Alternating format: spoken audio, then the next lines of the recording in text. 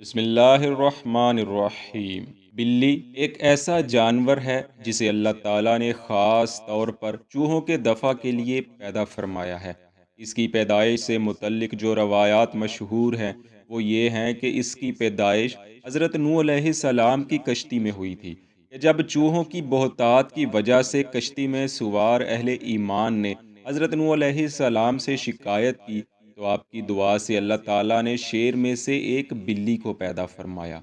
یعنی بلی ایسا جانور ہے جو صرف اور صرف اللہ کے مقرب نبی حضرت نوح علیہ السلام اور اہل ایمان کے فائدے کے لیے پیدا کیا گیا۔ یہی وجہ ہے کہ یہ انسانوں سے مانوس ہوئی اور ہمارے گھروں میں بھی دکھائی دیتی ہے۔ یہی نہیں بلکہ اسے شوقیہ بھی پالا جاتا ہے۔ کثیر احادیث مبارکہ میں اس کا ذکر ملتا ہے جو اس کو گھروں میں پالنے پر دلالت کرتی ہیں، جیسا کہ صحیح حدیث کے الفاظ ہیں۔ حاکم نے حضرت ابو ہریرہ رضی اللہ عنہ سے روایت کی ہے، رسول اللہ صلی اللہ علیہ وسلم انصار کے گھرانے میں تشریف لے جاتے اور اس کے قریب جو دوسرے گھر تھے وہاں پر نہیں جاتے تھے۔ دوسرے گھر والوں نے آپ سے شکایت کی کہ حضور وہاں تو تشریف لے جاتے ہیں اور ہمارے گھر نہیں آتے۔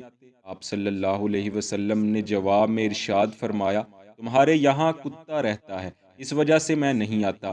انہوں نے عرض کی، حضور ان کے یہاں بھی تو بلی ہے۔ آپ نے ارشاد فرمایا، بلی تو سبا ہے، یعنی بلی اور کتا ایک حکم میں نہیں آتے۔ اس حدیث پاک کی روح سے بلیوں کو گھروں میں پالا جا سکتا ہے۔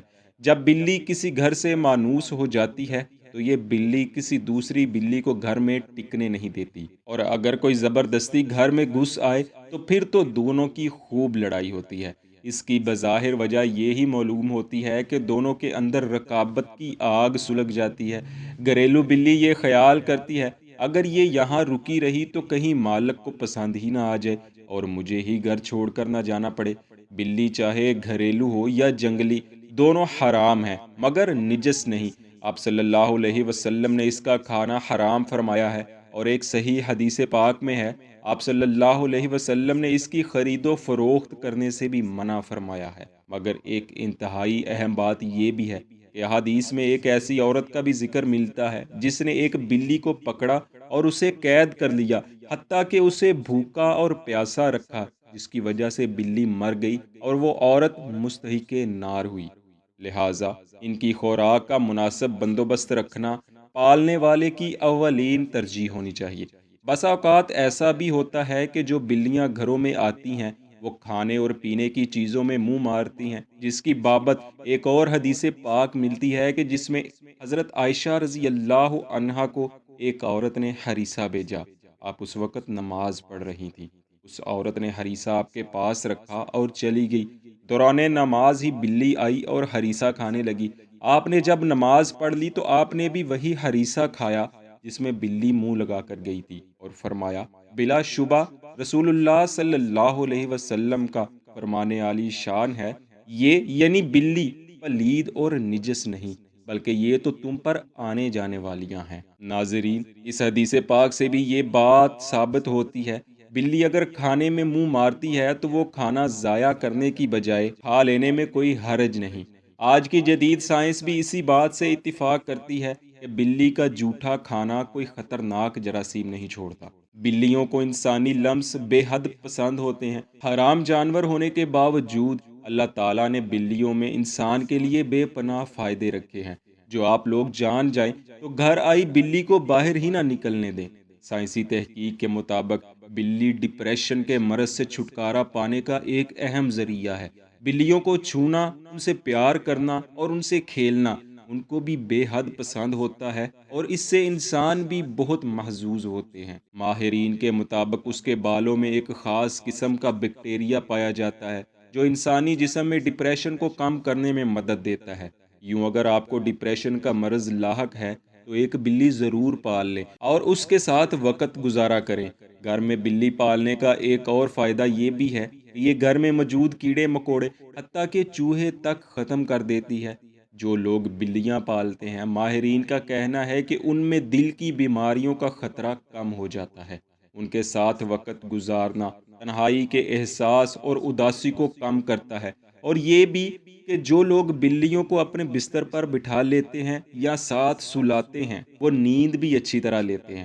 یہ بچوں کا دل بہلانے میں بھی بہت فائدہ مند ہے۔ جو بچے والدین کو بہت تنگ کرتے ہیں ان کو چاہیے کہ ضرور گھر میں ایک خوبصورت سی بلی لے آئیں۔ اور آخر میں ہم آپ کے سامنے 2011 میں کی جانے والی ایک اہم ترین تحقیق رکھنا چاہتے ہیں۔ اس تحقیق کے مطابق وہ لوگ جو گھروں میں پالتو جانور پالتے ہیں ان کی عام لوگوں کی نسبت ڈاکٹر کے پاس جانے کی شرح 15% کم ہوتی ہے۔ اس کے علاوہ ایک اور چینی ریسرچ کے مطابق وہ خواتین جو گھروں میں پالتو جانور پالتی ہیں وہ زیادہ باقاعدگی سے ورزش کرنے کی عادی ہوتی ہیں۔ ناظرین، اسلامی نقطۂ نگاہ سے بھی بلی گھر میں پالنے کا کوئی نقصان نہیں۔ کسی فرمان رسول صلی اللہ علیہ وسلم میں اسے پلید یا نجس نہیں کہا گیا، اور نہ ہی کہیں یہ فرمایا گیا کہ اس کے گھر میں داخلے سے رحمت کے فرشتے گھر میں داخل نہیں ہوں گے، جیسا کہ کتے کے متعلق حکم ہے۔ کچھ لوگوں کا خیال ہے کہ بلی اگر گھر میں ہو تو اس کو فرشتے نظر آتے ہیں، اگرچہ یہ ممکن ہو بھی سکتا ہے، مگر ایسی کوئی روایت ہماری نظر سے نہیں گزری۔ اسی طرح بلی کو ہاتھ لگانے سے یا بلی اگر کپڑوں سے لگ جائے تو ہاتھ اور نہ ہی کپڑے پلید ہوں گے، ماں سوائے کہ بلی کو نجاست نہ لگی ہو۔ الغرض بلی کو ایذا دینا شرعن کسی بھی طرح جائز نہیں ہے، بلکہ اس کے ساتھ نرمی والا معاملہ اختیار کرنے میں ہی بھلائی ہے، کیونکہ یہی درس رسول خدا رحمت للعالمین آقا حضرت محمد صلی اللہ علیہ وسلم نے ہمیں دیا ہے۔ اللہ پاک ہمیں عمل کی توفیق عطا فرمائے، آمین۔